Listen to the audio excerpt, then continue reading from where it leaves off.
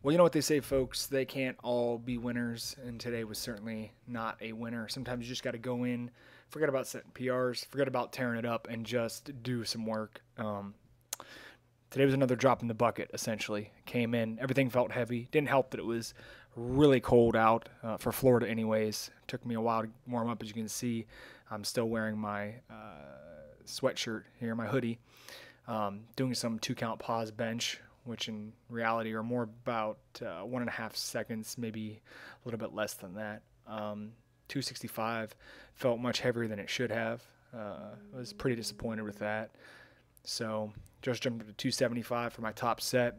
It wasn't the worst thing in the world. I'd much rather get in that triple than miss a rep like I did the last time I did these. As you can see, my technique is fine. It just there was no pop there. There was no strength. So I dropped down to 255 for my low drop sets. I just really wanted to focus on staying tight, working on my technique because I knew I wasn't gonna, you know, blow any minds today. And that sometimes you got to go in there and, like I said, just focus on your technique, get your sets and reps in, do what you got to do, and get out of there.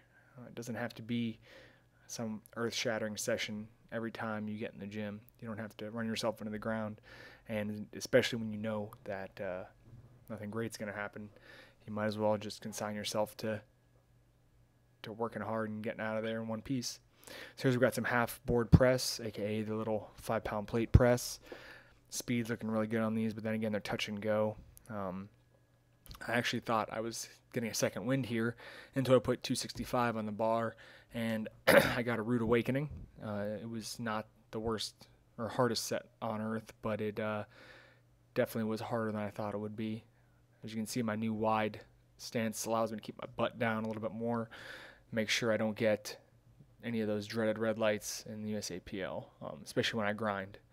I also feel a lot more stable with my feet out wider, so that helps. I did just a couple low drops on this. 245 felt, or a few, it was actually 3 low drop sets. 245 felt fairly light, and I probably could have got away with one more, but I try to stay away from grinding. Like I said in my last video, I try to stay away from grinding as much as possible in training. I'm a big grinder. It's very easy for me to do, so I try to stay away from it as much as I can. So here's we got some JM Press, and since it's really boring stuff here, I'm just going to talk about my accessory work today, since some people seem to be interested in that. Mike does not program my accessory work. I do it myself. I'm a bodybuilder at heart, so I do a lot of hypertrophy work. Today I did 4 sets of 10 on neutral grip pull downs, and then I did some myo reps for side laterals. It's a real fun technique. If you don't know what it is, go ahead and Google it. It gets a lot of work done in a short amount of time. And then I did some band push downs, a few sets of 20, just get some blood in the triceps, and some hanging straight leg raises for abs.